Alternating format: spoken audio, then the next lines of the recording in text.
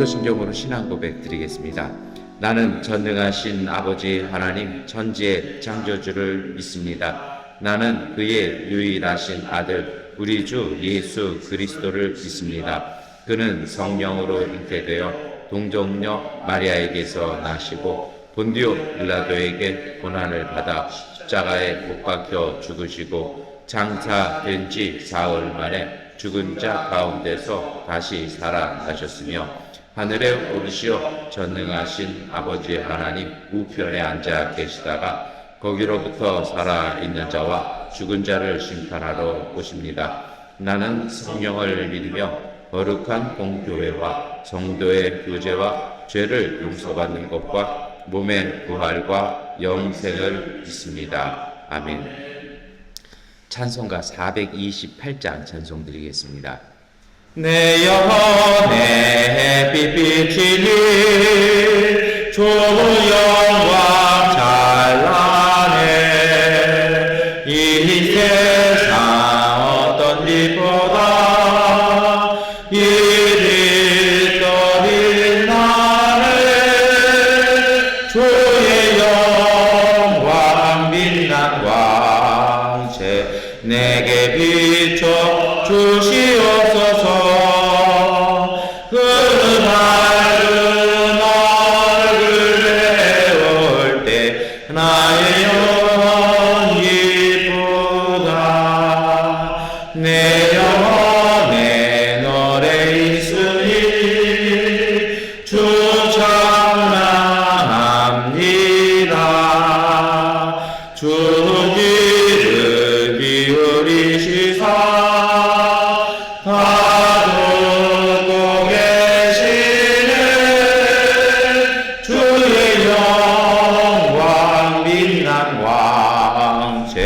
내게 비춰 주시옵소서. 그 밝은 얼굴 배울 때 나의 영혼 기쁘다.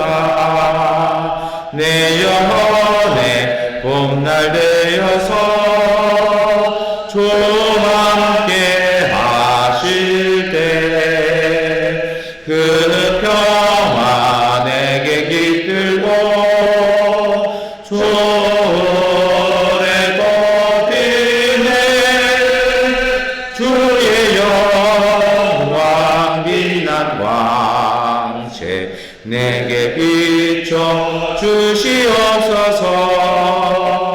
그 밝은 얼굴 배울 때 나의 영혼 기쁘다.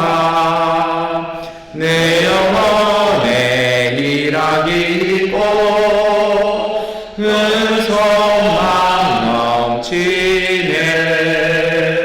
주 예수 복을 주시고 노래로 주시네. 주의 영광 빛난 왕체 내게 비춰 주시옵소서.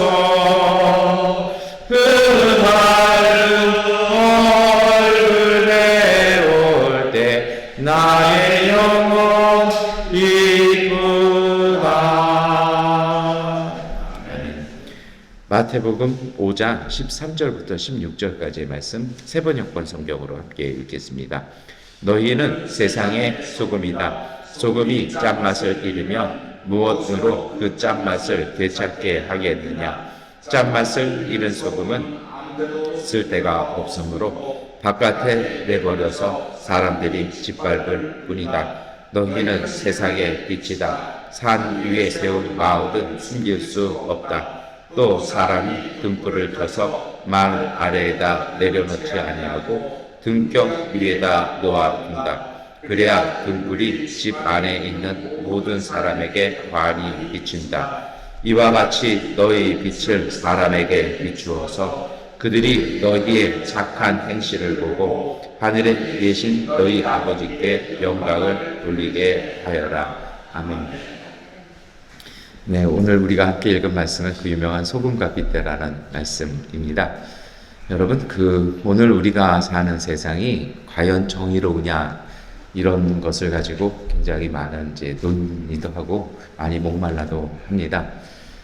그래서 한 10여 년 동안 전 세계 이제 석학들이나 이제 대학원생들이 꼭 읽어야 될 책이 3권이 있었습니다. 그것은 첫 번째가 전부 다 하버드대 교수들 책인데요. 첫 번째는 무엇이 옳으냐라는 책입니다. 예, 한국에는 번역은 되어 있습니다만 그렇게 알려지거나 유명해지진 않았는데요. 이 책은 어떤 내용이냐면 인간의 역사가 바뀌면서 그 시대마다 옳다고 생각하는 것, 정의롭다고 생각하는 것들이 계속해서 이렇게 바뀌어 온다라는 것입니다. 예를 들면 이런 것일 겁니다. 우리가 사는 미얀마 사회에서는 누군가, 그리고 좀 힘든 사람들이 와서 이렇게 차 잠깐 세우고 있을 때 와서 아이들이 구걸을 하면 미얀마에서는 그것을 주는 게 맞습니다. 왜냐하면 그 보시죠. 잘 이렇게 누가 청하면 거절하지 않고 주는 것, 그것이 이제 좋은 업을 쌓는 것입니다.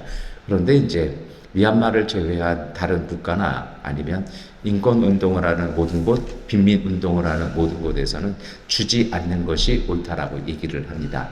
왜냐하면 일부를 주는 것이 아니라 그들로 하여금 스스로 일을 하게끔요. 그래서 차라리 하는 것. 그러면 이제 고민이 생깁니다. 가끔 차 세우면 이렇게 아이들이 손 벌리고 오는 것이 아니라 꽃을 들고 이렇게 왔을 때 어떻게 할 거냐라는 겁니다.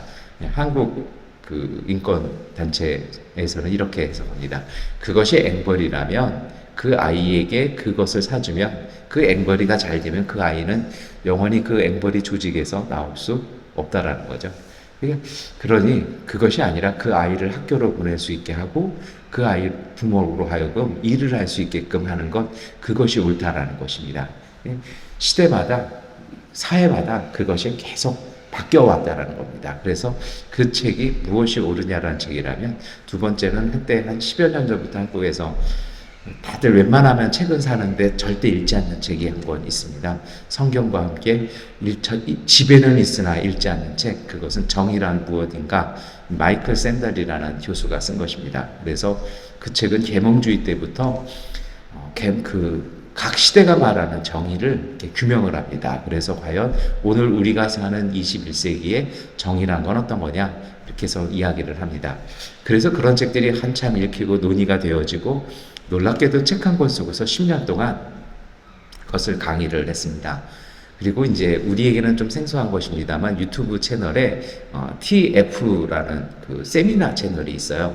자막으로 제공이 됩니다. 한국어 자막이 나오는데요. 뭐냐면 이제 미국에서 최고의 지성인들만 모아놓고서 이렇게 해서 이제 강연을 시키는 겁니다. 그것을 첫 단계 우리나라에서는 한때 했던 것이 세상을 바꾸는 시간, 세바시 해가지고 명사들 초대해서 했던 것이 있습니다. 그래서 한 10여 년 동안 열심히 그런 것들을 했던 것 같아요. 그러고 나니까 이제 마이클 샌델 교수가 생각을 좀 바꿉니다. 그래서 나온 최근의 신간이 재작년 말에 나온 책이 공정이란 무엇인가. 이게 정의는 잘 모르겠다라면 무엇이 이게 형평성이 있는가, 이런 얘기를 해요. 근데 여러분, 제가 굳이 오늘 새벽에 그런 책 이야기 3권을 말씀드린 건 무엇이냐면요. 그 책을 3권을 다 읽어봤어요. 다는 이해는 못했습니다만 읽어는 봤는데 이거예요. 시대마다 바뀌더라는 겁니다. 시대마다 옳은 게 바뀌고 정의에 대한 이해도 바뀌고 공정이라는 생각도 바뀐다라는 것입니다. 그런데 그 모든 책이 하는 이야기 중에 하나가 있습니다. 왜 세상이 옳지 않고, 왜 세상이 정의롭지 않고, 왜 세상이 공정하지 않은가? 그것은 사람의 생각이 바뀌는 것도 있지만 그것이 불공정이 되고 정의롭지 못한 것이 되고 틀린 것이 되는 이유는 인간이 갖고 있는 정의에 대한 생각, 공정이라는 생각은 항상 같다라는 겁니다. 그런데 정의롭지 못한 환경, 공정하지 못한 세상을 만드는 것은 그 역할, 그 정의와 공정과 옳음을 집행해야 될 사람들이 그 자리에서 그 일을 하지 않기 때문에 생긴다라는 것입니다. 본디 왕이란 유럽에서는요, 왕은 질서의 수호자였습니다. 그래서 하나님께서 왕에게 그 권리와 의무를 주셔서 정말 국가를 지키고 영토를 보존하고 모든 사람들의 삶을 지킬 수 있는 그 권리를 주셨는데, 왕이 그 권리가 아니라 이제는 그 의무는 행하지 않고 권리만 행하는, 그래서 백성을 지키는 게 아니라 백성을 괴롭히는 존재로 바뀌었을 때 이 왕정이 흔들렸다라는 것입니다. 계몽주의 근대가 돼서는요, 공무원을 뽑는데 그 공무원들이 공정하게 일을 해야 되는데, 그것이 아니라 정말 우리가 그러잖아요. 뭐 오피서라고도 표현합니다만 공무원이라고 표현한다면 그 자리에서 공공사회를 해서 일을 해야 되는데, 개인의 이익과 어떤 집단의 이익을 위해서 일을 할 때 그 사회는 뭐가 잘못된다라는 거죠.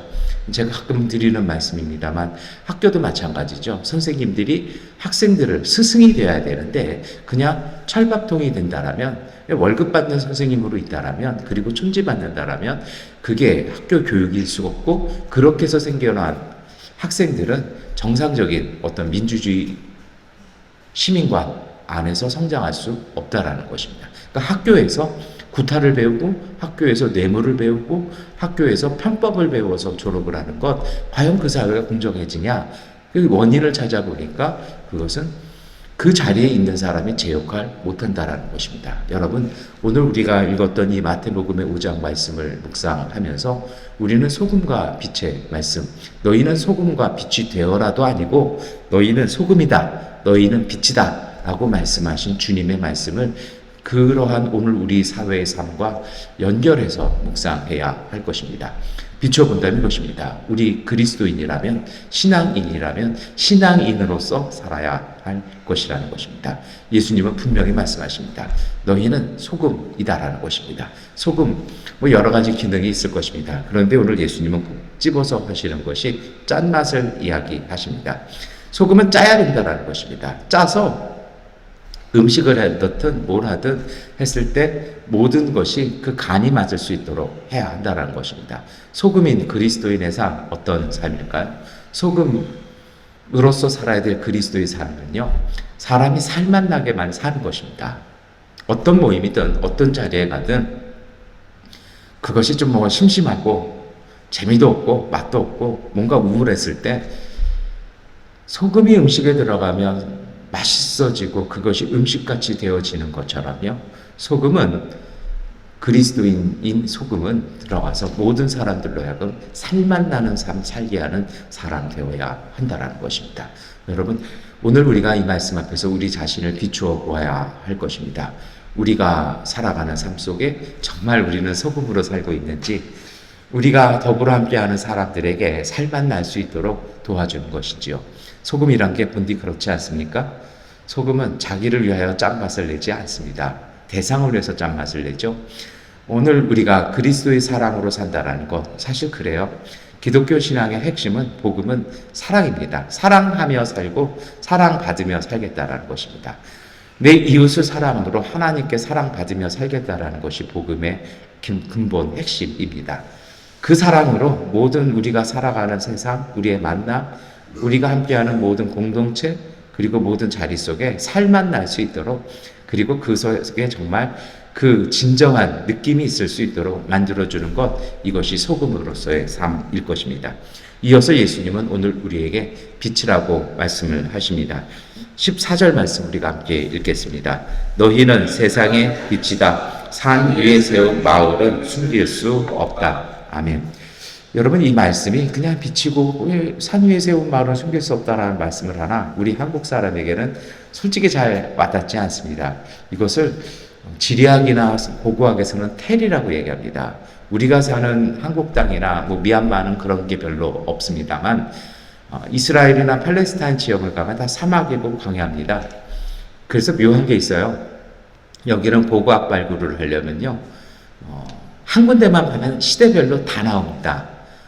가끔 성지순례 가면, 지금도 비아 돌로로사 해가지고 예루살렘에 가면 이제 여행사 가이드에게 이제 그 약간의 페이를 하고요, 예수님이 그 십자가 메시고 걸었던 그 예루살렘 골목길을 올라가는 코스가 있습니다. 성서학 전공자들은 절대 그거 안 합니다. 왜 그런지 아십니까? 올라가시면서 이 돌계단, 이 언덕에서 예수님이 피 흘리신 곳 하면서 그 땅을 앉고 또 카톨릭 신자들은 거기에 입맞춤도 하면서 이렇게 올라갑니다. 예수님은 걸으신 길 올라가겠다. 그런데 그 지금의 예루살렘 거리는 16세기에 그 도로가 닦인 도로입니다. 예수님께서 걸으셨던 그 도로를 만나려면 지층으로 94m나 102m를 파내려가야 예수님 시대 때의 도시 흔적이 나옵니다. 왜 그러냐면요. 바람이 불잖아요. 그럼 거기는 흙이 와서 땅이 계속 덮입니다. 그러면 우리도 미얀마 그렇잖아요. 매년 도로를 포장할 때 보면 높이잖아요. 근데 어느 순간 지나고 나면 그게 그냥 똑같아요. 왜 그렇습니까? 가라앉기 때문입니다. 거기는 가라앉기도 하는데 덮이기도 합니다. 그래서 도시가 어느 정도 세워지고 때로는 전쟁을 하고 나면 폐허가 됩니다. 그리고 나면 일정 기간 그것이 흙이 덮이고 이러면 다시 사람들이 도시를 세울 때는 그 위에다가 세워서 이것을 텔이라고 합니다. 그래서 고고학자들이 땅을 파면 이게 아주 수직으로 내려가면 지층별로 몇 세기 거 몇 세기 거 이렇게 쭉 나옵니다. 지금의 여리고성을 가보시면 여리고성 고적이 나옵니다. 그런데 기억하십시오. 그 밑으로 150m를 파야 여호수아가 그리고 이스라엘 민족이 갔던 여호수아 시대의 여리고 성벽이 나옵니다.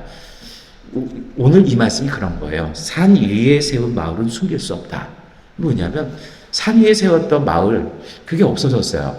근데 다른 사람들이 와서 마을을 세우려고 했더니 적당한 데가 어디입니까? 다시 그 산 위라는 거예요. 그러니까 무슨 얘기냐면요. 사람이 살만한 곳은 거기밖에 없다라는 겁니다. 그래서 누가 봐도 저기가 집 지을 때고 저기가 마을 세울 때라는 것입니다. 이게 빛이라는 겁니다. 빛이라는 건요.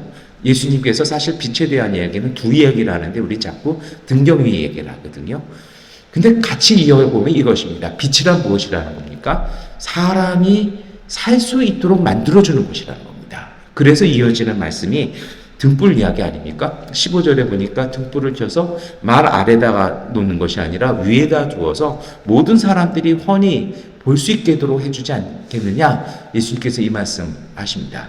그럼 이 말씀은요, 앞에 이야기는 빛이란 어떤 것이라는 겁니까? 사람이 살 수 있는 곳, 어떤 경우에도 때로는 사람들이 떠났을지라도 사람들이 다시 오면 그것을 살 수 있게 만드는 것, 사람이 생존할 수 있는 장소와 같다라는 것입니다. 그리고 나서 이어지는 등불의 말씀 있죠. 무엇입니까? 등불을 켜면 아래 두는 것이 아니라 위에 둔다라는 것입니다. 뭐 어떻게 해야 하라는 얘기일까요? 너희가 밑에 숨을 것이 아니라 너희는 위로 올라가서 모든 사람들을 비출 자리로 가야 한다라는 것입니다.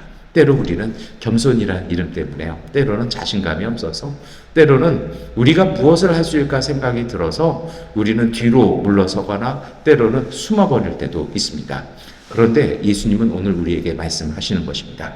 소금과 빛 이야기를 묶어보면 이것입니다. 너희가 살아야 될 삶은, 오늘 우리의 존재는 세상 사람들이 살맛날 수 있도록, 힘 얻을 수 있도록, 원기 얻을 수 있도록 돕는 존재라는 것입니다. 그렇다면 그런 것이 어떤 것이라는 것입니까? 산 위에 세운 마을처럼 어떤 사람이든지 그곳에 집 지을 생활을, 그 삶의 터전을 영위할 수 있도록 만들어주는 사람이라는 것입니다. 그런 존재라는 것입니다. 삶에 목마르고 고됐던 사람들이 너희를 만나면, 그리스도인을 만나면, 예수의 제자를 만나면, 여기가 내가 살 곳이구나. 여기가 오아시스 같은 곳이구나. 여기에 내가, 이 터전 위에 내가 집을 지어야겠구나. 마을을 지어야 되겠구나. 이럴 수 있도록 오늘 우리의 삶의 주변을 경작하라는 것입니다. 그리고 예수님의 등불 비유에서는요, 그것을 위해서 너희가 그 자리에 가라는 것입니다. 자리에 가지 아니하면 그 일 할 수 없다라는 거죠. 그런 일 속에 적극적으로 나서라고 오늘 예수님은 제자들에게 말씀하십니다. 여러분, 이것이 그리스도인의 삶이 되어야 하고 축복이 되어야 할 것입니다. 어떻게 해야 할까요? 이것을 위해서 오늘 우리는요, 오늘 우리가 소금이 되고 빛이 되기 위해서는 정말 오늘 우리 안에 짠맛을 지녀야 되고 오늘 우리 안에 빛을 지녀야 합니다. 소금이라는 게 결정체잖아요. 빛이라는 것도 결정체입니다. 그렇다면 오늘 우리에게 필요한 것이 있습니다. 어떻게 해야 할까요? 오늘 우리에게는 그럴 능력이 없습니다. 그 능력은 하나님께로부터 옵니다. 그래서 오늘 우리의 삶 속에 우리의 마음과 우리의 영혼 속에 하나님의 말씀과 기도와 그 선함과 사랑에 하나님의 성품을 가득 담으시기를 축원합니다. 그것이 오늘 우리 안에 가득 담아져서 그것이 내뿜는 그 영향력을 통해서 이 모든 일들은 이루어지는 것입니다. 이것이 16절 말씀일 것입니다. 함께 읽겠습니다. 이와 같이 너희 빛을 사람에게 비추어서 그들이 너희의 착한 행실을 보고 하늘에 계신 너희 아버지께 영광을 돌리게 하여라. 아멘. 여러분, 오늘 우리는요, 빛이라고 하셨지만 우리는 빛된 존재는 아닙니다. 오늘 예수님 뭐라고 말씀하십니까? 너희 빛을 사람에게 비추어서. 우리는 반사체와 같다라는 것입니다. 하나님께서 주시는 그 빛을 가득 담아 다른 이들에게 전하는 사람들이라는 것이죠. 그것이 어떤 것입니까? 바로 착한 행실입니다. 히브리어에서는요, 착하다라는 말은 생명 살리는 것입니다. 삶을 회복시키는 것이 착한 것입니다. 그래서 누가복음에 보면 누가 구원받을 수 있느냐라는 논쟁이 벌어졌을 때 예수님께서 선한 사마리아 사람의 비유를 들지 않습니까? 유대 사람, 그 중에서도 존경받았던 제사장, 레위인들은 그냥 종교적 의무를 지켜야 하는 것 때문에 어찌 보면 합당한 거예요. 그냥 지나가지만 그 유대인들이 멸시했던, 그렇게 무시했던 사마리아 사람은 강도당한 이웃을 구하지 않습니까? 그러한 착함, 그것이 바로 선함이라는 것이죠. 오늘 우리의 삶, 오늘 우리도 다시 하루를 시작하며 살아가야 합니다. 여러분, 우리가 노력하고 주의하고 집중해야 할 것은 오늘 우리의 삶 속에서 우리가 많은 열매를, 무엇을 많이 쌓는 것이 아니라 어떻게 하면 착하게 살까라는 겁니다. 그럼 현대사회에서 무엇이 옳은가, 그 책에서 그런 얘기합니다. 현대사회의 착함이란 때로는 미련한 현자일 수 있다, 이런 얘기가 나와요. 그런데 여러분, 그 착함이란 어떤 걸까요? 그것은요, 오늘 우리 때문에 다른 누군가가 살아갈 수 있도록, 다른 누군가가 우리를 보고 힘을 얻을 수 있도록요. 때로는요, 오늘 우리가 열심히 일하는 그 삶의 터전을 통해서 누군가의 삶이 지속될 수 있도록 그렇게 사시는 것입니다. 도덕군자의 삶이 아니라, 사실 그래요. 유대인들은 굉장히 실전적이거든요. 복음은 실천입니다. 오늘 우리가 하는 일을 통해서 가정들이, 우리 이웃의 가정들이 살아나갈 수 있는 그 힘이 얻을 수 있도록 그렇게 사는 것이 착한 행실일 것입니다. 여러분, 오늘 예수님은요, 하늘에 계신 너희 아버지께 영광을 돌리게 하여라 라고 되어 있습니다. 한국어 성경으로 이것을 읽으면 우리가 하나님을 위해서 살아야지, 그게 아니고요. 이 얘기 누굽니까? 다른 사람들이 오늘 우리를 보고 저 사람이 사는 걸 보니 정말 하나님께서 저 사람을 통해서 놀라운 은혜를 내리시는구나. 이삭이라는 한 사람이 와서 사는데 그 한 사람을 통해서 정말 이 척박한 땅에 우물이 3개나 놓였구나. 이 아말렉 족속들이 그걸 보고 경탄을 하잖아요. 이 양곤에 사는 한국인 저 그리스도인들을 통해서 양곤이 살만나는 곳이구나. 저들에게 그 은혜를 주신 하나님은 정말 하나님이시다. 이렇게 하라는 것입니다. 우리가 고백하는 것이 아니라 우리와 더불어 사는, 우리가 만나는 모든 일들로 하여금 우리에게 빛을 주시고 우리로 하여금 소금의 역할을 하게 하시는 그 힘 주시는 하나님의 은총을, 하나님의 능력을 이웃들로 하여금 보고 고백하게 하라는 것입니다. 이것이 바로 참된 전도일 것입니다. 그래서 참된 전도는 내 믿음의 삶을 열심히 사시는 것입니다. 여러분, 오늘 우리의 삶, 이제 이 아침 다시 시작을 합니다. 우리가 그것을 위해서 기도했으면 좋겠습니다. 주님, 우리가 미력하지만 소금이게 하시고, 그래서 우리가 가는 곳, 우리가 만나는 모든 일들에게 정말 삶이란, 인생이란 살만 나는 것이다. 양곤이란 이곳이 정말 행복한 곳이고 내가 열심히 하면 저 사람처럼 살 수 있겠다라는 그 희망을 주는 삶이 되시기를 기도하시기를 축원합니다. 그리고 정말 내가 저 사람하고 같이 열심히 일하면 내 집을 다시 세울 수 있고 내 가정 다시 유지할 수 있고 내 삶을 살 수 있는 보금자리가 되겠구나 라는 느낌이 들 수 있도록 빛된 자리, 모든 이들을 비추는 자리로 가기 위하여 주님 성령께서 우리를 이끌어 주시고 우리에게 은총의 빛 비춰달라고 기도하시고 승리하시기를 축원합니다. 기도하겠습니다.